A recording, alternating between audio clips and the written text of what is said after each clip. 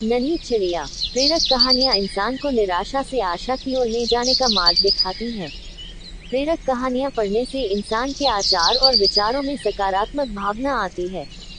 बहुत समय पुरानी बात है। एक बहुत घना जंगल हुआ करता था। एक बार किन्हीं कारणों से पूरे जंगल में भीषण आग लग गई। सभी जानवर देख के डर रहे थे कि अब क्या होगा। थोड़ी ही देर में जंगल में भगदड़ मच गई। सभी जानवर इधर से उधर भाग रहे थे। पूरा जंगल अपनी अपनी जान बचाने में लगा हुआ था। उस जंगल में एक नन्ही चिड़िया रहा करती थी। उसने देखा कि सभी लोग भयभीत हैं। जंगल में आग लगी है, मुझे लोगों की मदद करनी चाहिए। यही सोचकर वह जल्दी ही पास की नदी में गई और चोंच में पानी भरकर लाई और आग में डालने लगी। वह बार बार नदी में जाती और चोंच में पानी डालती। पास से ही एक उल्लू गुजर रहा था। उसने चिड़िया की इस हरकत को देखा और मन ही मन सोचने लगा। बोला कि ये चिड़िया कितनी मूर्ख है, इतनी भीषण आग को ये चोंच में पानी भरकर कैसे बुझा सकती है। यही सोचकर वह चिड़िया के पास गया और बोला कि तुम मूर्ख हो, इस तरह से आग नहीं बुझाई जा सकती है। चिड़िया ने बहुत विनम्रता के साथ उत्तर दिया, मुझे पता है कि मेरे इस प्रयास से कुछ नहीं होगा, लेकिन मुझे अपनी तरफ से बेस्ट करना है। आग कितनी भी भयंकर हो, लेकिन मैं अपना प्रयास नहीं छोड़ूंगी। उल्लू यह सुनकर बहुत प्रभावित हुआ। तो मित्रों, यही बात हमारे जीवन पर भी लागू होती है। जब कोई परेशानी आती है तो इंसान घबराकर हार मान लेता है, लेकिन हमें बिना डरे प्रयास करते रहना चाहिए। यही इस कहानी की शिक्षा है। नंदन वन में एक नन्ही चिड़िया रहती थी जिसके दो मुंह थे। दो मुंह होने के कारण वह चिड़िया दूसरे पक्षियों से बिल्कुल विचित्र दिखती थी। वह चिड़िया एक बरगद के पेड़ पर घोंसला बना कर रहती थी। एक दिन वह चिड़िया जंगल में भोजन की तलाश में इधर उधर उड़ रही थी। अचानक चिड़िया के दाएं वाले मुंह की नजर एक लाल फल पर पड़ी। देखते ही उसके मुंह में पानी आ गया और वह तेजी से वो लाल फल खाने को आगे बढ़ी। अब चिड़िया का दायां मुंह बड़े स्वाद से वो फल खा रहा था। बायां मुंह बेचारा बार बार दाएं मुंह की तरफ देख रहा था कि ये मुझे भी खाने को दे, लेकिन दायां वाला चुपचाप मस्ती से फल खाए जा रहा था। अब बाएं मुंह ने दाएं वाले से प्रार्थना की कि थोड़ा सा फल खाने को मुझे भी दे दो। तो इस पर दाएं मुंह ने गुस्सा दिखाते हुए कहा कि हम दोनों का पेट एक ही है, अगर मैं खाऊंगा तो वो हमारे पेट में ही जाएगा। लेकिन उसने बाएं वाले को कुछ खाने को नहीं दिया। अगले दिन चिड़िया फिर से जंगल में खाने की तलाश में उड़ रही थी। तभी बाएं मुंह की नजर एक अद्भुत फल पर पड़ी जो बहुत चमकीला था। वह तेजी से उस फल की तरफ लपका।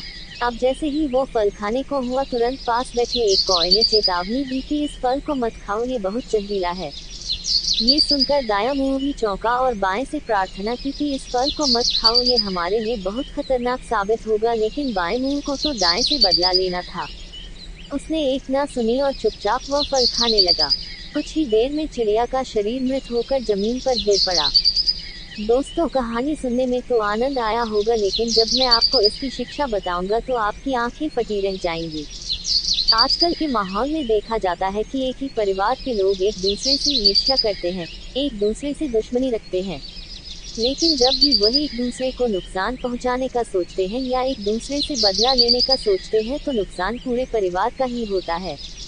इसलिए एक दूसरे से मिलजुल कर रहे, क्योंकि अगर परिवार का एक ही सदस्य गलत काम करे तो नुकसान पूरे परिवार का होता है। यही इस कहानी की शिक्षा है। धन्यवाद। झूठी शान। एक जंगल में पहाड़ की चोटी पर एक किला बना था। किले के एक कोने के साथ बाहर की ओर एक ऊंचा विशाल देवदार का पेड़ था। किले में उस राज्य की सेना की एक टुकड़ी तैनात थी। देवदार के पेड़ पर एक उल्लू रहता था। वह भोजन की तलाश में नीचे घाटी में फैले ढलवां चरागाहों में आता। चरागाहों की लंबी घासों व झाड़ियों में कई छोटे मोटे जीव व कीट पतंगे मिलते, जिन्हें उल्लू भोजन बनाता। निकट ही एक बड़ी झील थी जिसमें हंसों का निवास था। उल्लू पेड़ पर बैठा झील को निहारा करता। उसे हंसों का तैरना व उड़ना मंत्रमुग्ध करता। वह सोचा करता कि कितना शानदार पक्षी है हंस। एकदम दूध सा सफेद, गुलगुला शरीर, सुराहीदार गर्दन, सुंदर मुख व तेजस्वी आंखें। उसकी बड़ी इच्छा होती किसी हंस से उसकी दोस्ती हो जाए। एक दिन उल्लू पानी पीने के बहाने झील के किनारे उगी एक झाड़ी पर उतरा। निकट ही एक बहुत शालीन व सौम्य हंस पानी में तैर रहा था। हंस तैरता हुआ झाड़ी के निकट आया। उल्लू ने बात करने का बहाना ढूंढा। हंस जी, आपकी आज्ञा हो तो पानी पी लूं, बड़ी प्यास लगी है। हंस ने चौंक कर उसे देखा और बोला, मित्र, पानी प्रकृति द्वारा सबको दिया गया वरदान है, ऐस पर किसी एक का अधिकार नहीं। उल्लू ने पानी पिया, फिर सिर हिलाया जैसे उसे निराशा हुई हो। हंस ने पूछा, मित्र, असंतुष्ट नजर आते हो, क्या प्यास नहीं बुझी? उल्लू ने कहा, हे हंस, पानी की प्यास तो बुझ गई, पर आपकी बातों से मुझे ऐसा लगा कि आप नीति व ज्ञान के सागर हैं। मुझ में उसकी प्यास जग गई है। वह कैसे बुझेगी? हंस मुस्कुराया, मित्र, आप कभी भी यहाँ आ सकते हैं, हम बातें करेंगे। इस प्रकार मैं जो जानता हूँ वह आपका हो जाएगा और मैं भी आपसे कुछ सीखूंगा। इसके पश्चात हंस व उल्लू रोज मिलने लगे। एक दिन हंस ने उल्लू को बता दिया कि वह वास्तव में हंसों का राजा हंसराज है। अपना असली परिचय देने के बाद हंस अपने मित्र को निमंत्रण देकर अपने घर ले गया। शाही ठाठ थे, खाने के लिए कमल व नरगिस के फूलों के व्यंजन परोसे गए और जाने क्या क्या दुर्लभ खाद्य थे, उल्लू को पता ही नहीं लगा। बाद में सौंफ इलायची की जगह मोती पेश किए गए। उल्लू दंग रह गया। अब हंसराज उल्लू को महल में ले जाकर खिलाने पिलाने लगा। रोज दावत उठती।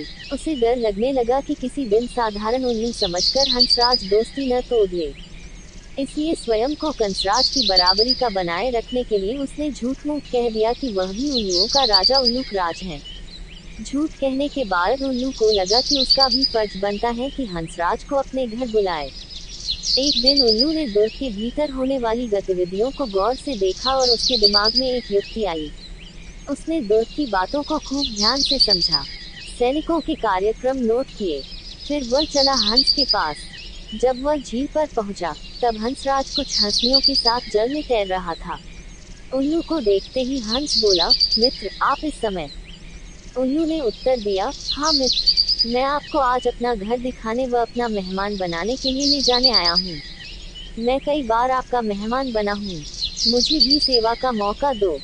हंस ने टालना चाहा, मित्र, इतनी जल्दी क्या है, फिर कभी चलेंगे। उल्लू ने कहा, आज तो आपको लिए बिना नहीं जाऊंगा। हंसराज को उल्लू के साथ जाना ही पड़ा। पहाड़ की चोटी पर बने किले की ओर इशारा कर उल्लू उठते उठते बोला, वह मेरा किला है। हंस बड़ा प्रभावित हुआ। वे दोनों जब उल्लू के आवास वाले पेड़ पर उतरे तो किले के सैनिकों की परेड शुरू होने वाली थी। दो सैनिक बुर्ज पर बिगुल बजाने लगे। उल्लू दुर्ग के सैनिकों के रिच के कार्यक्रम को याद कर चुका था, इसलिए ठीक समय पर हंसराज को ले आया था। उल्लू बोला, देखो मित्र, आपके स्वागत में मेरे सैनिक बिगुल बजा रहे हैं। उसके बाद मेरी सेना परेड और सलामी देकर आपको सम्मानित करेगी। नृत्य की तरह परेड हुई और झंडे को सलामी दी गई।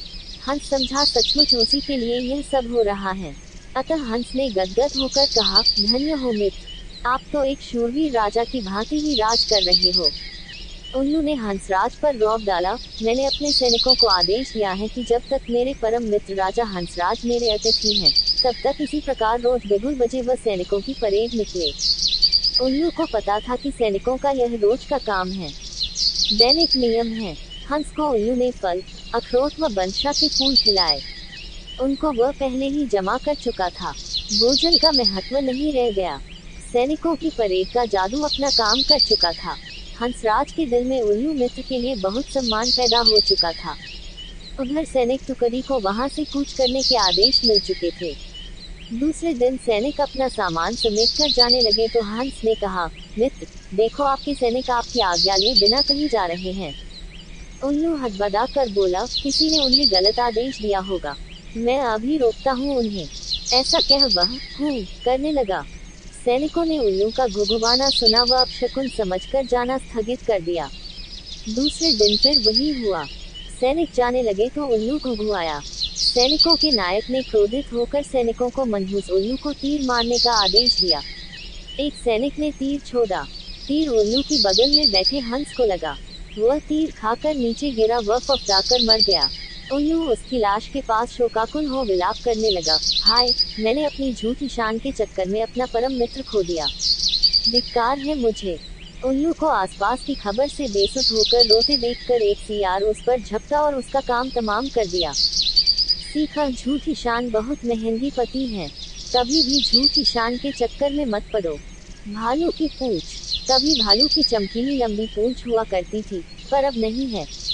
बेचारा भालू, किसी की बात में आकर काम करने से काम का बिगाड़ा ही होता है। अगर भालू लोमड़ी की बात में नहीं आता तो क्या यह होता भला। बहुत समय पहले भालू की लंबी एवं चमकदार पूंछ हुआ करती थी। भालू भाई को इस पर बड़ा गर्व था। वह सभी से पूछता था कि आज मेरी पूंछ कैसी लग रही है। अब कोई भालू से पंगा लेता क्या भला। उसकी बड़ी कद काठी और पंजे देखकर हर कोई कहता बहुत सुंदर, बहुत सुंदर। भालू इस पर फूला नहीं समाता। कहने वाले यह भी कह देते कि भालू की पूंछ से सुंदर किसी की पूंछ नहीं। बस भालू दिन भर अपनी पूंछ प्रशंसा सुनता रहता। एक बार ठंड के दिनों में कुछ ज्यादा ही ठंड पड़ी। इतनी कि झील और पोखर सब जम गए। शिकार ढूंढना भी मुश्किल हो गया। ऐसे में भालू अपनी सुंदर पूंछ लिए एक झील के पास से जा रहा था।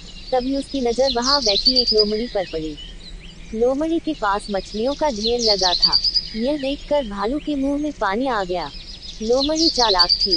उसने भांप लिया कि भालू को भूख लगी और मछलियों को देखकर उसकी नजर खराब हो गई है। भालू ने कहा, लोमड़ी बहन कैसी हो? तुमने यह सारी मछलियां कहाँ से पाई?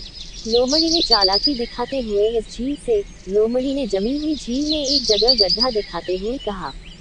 भालू भी कम नहीं था। उसने कहा, पर तुम्हारे पास मछली पकड़ने का कांटा तो है ही नहीं। लोमड़ी बोली, मैंने अपनी पूंछ की मदद से यह सारी मछलियां पकड़ी हैं।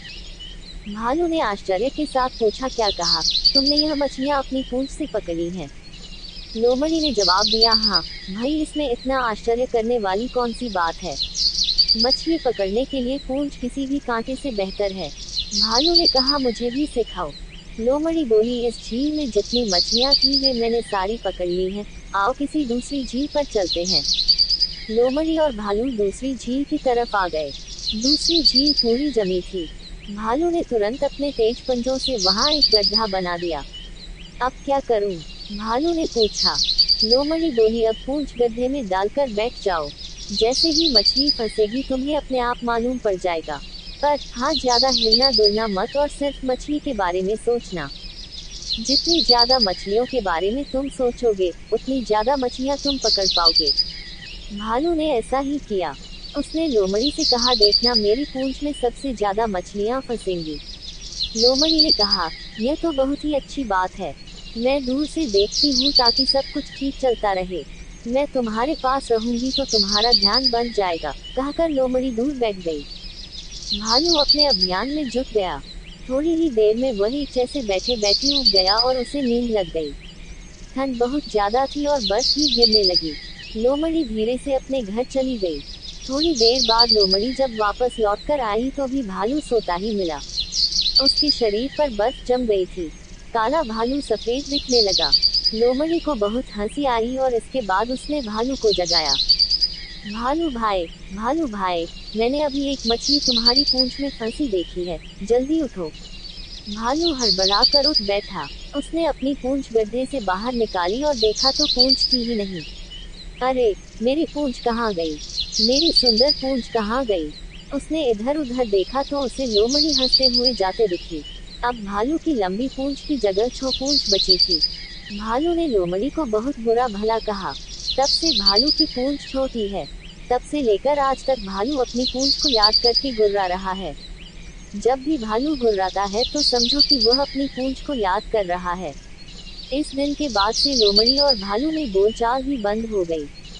भालू ने अपनी बेवकूफी से पूंछ गंवाई। इसलिए कहते हैं, सुंदरता पर मत इतराओ और अति से काम लो। स्वर्ग का चाचा। बहुत पहले की बात है।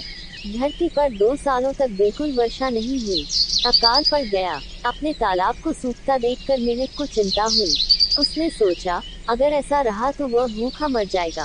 उसने सोचा कि इस अकाल के बारे स्वर्ग में जाकर वहां के राजा को बताया जाए। साहस कर मेढक अकेला ही स्वर्ग की ओर चल पड़ा। राह में उसे मधुमक्खियों का एक झुंड मिला। मक्खियों के पूछने पर उसने बताया कि भूखे मरने से अच्छा है कि कुछ किया जाए। मक्खियों का हाल भी अच्छा नहीं था। जब फूल ही नहीं रहे तो उन्हें शहद कहाँ से मिलता। वे भी मेढक के साथ चल दी। आगे जाने पर उन्हें एक मुर्गा मिला। मुर्गा बहुत उदास था। जब फसल ही नहीं हुई तो उसे दाने कहाँ से मिलते। उसे खाने को कीड़े भी नहीं मिल रहे थे। इसलिए मुर्गा भी उनके साथ चल दिया। अभी वे सब थोड़ा ही आगे गए थे कि एक खूंखार शेर मिल गया। वह भी बहुत दुखी था। उसे खाने को जानवर नहीं मिल रहे थे। उनकी बातें सुन शेर भी उनके साथ हो लिया। कई दिनों तक चलने के बाद वे स्वर्ग में पहुंचे। मेढक ने अपने सभी साथियों को राजा के महल के बाहर ही रुकने को कहा। उसने कहा कि पहले वह भीतर जाकर देख आए कि राजा कहाँ है। मेढक उछलता हुआ महल के भीतर चला गया। कई कमरों में से होता हुआ वह राजा तक पहुंच ही गया। राजा अपने कमरे में बैठा परियों के साथ बातें कर रहा था। मेढक को क्रोध आ गया। उसने लंबी छलांग लगाई और उनके बीच पहुंच गया। परियां एकदम चुप हो गईं। राजा को एक छोटे से मेढक की करतूत देख गुस्सा आ गया। पागल जीव, तुमने हमारे बीच आने का साहस कैसे किया? राजा चिल्लाया। परंतु मेढक बिल्कुल नहीं डरा। उसे तो धरती पर भी भूख से मरना था। जब मौत साफ दिखाई दे तो हर कोई निडर हो जाता है। राजा फिर चीखा। पहरेदार भागे आए ताकि मेढक को पकड़कर महल से बाहर निकाल दें। मगर इधर उधर उछलता मेढक उनकी पकड़ में नहीं आ रहा था। मेढक ने मधुमक्खियों को आवाज दी। वे सब भी अंदर आ गईं। वे सब पहरेदारों के चेहरों पर डंक मारने लगी। उनसे बचने के लिए सभी पहरेदार भाग गए। राजा हैरान था। तब उसने तूफान के देवता को बुलाया, पर मुर्गे ने शोर मचाया और पंख फड़फड़ा कर उसे भी भगा दिया। तब राजा ने अपने कुत्तों को बुलाया। उनके लिए भूखा खूंखार शेर पहले से ही तैयार बैठा था। अब राजा ने डर कर मेढक की ओर देखा।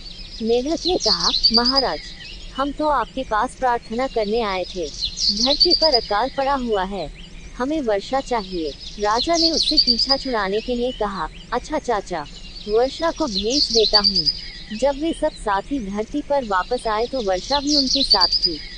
इसलिए वियतनाम में मेढक को स्वर्ग का चाचा कहकर पुकारा जाता है। लोगों को जब मेढक की आवाज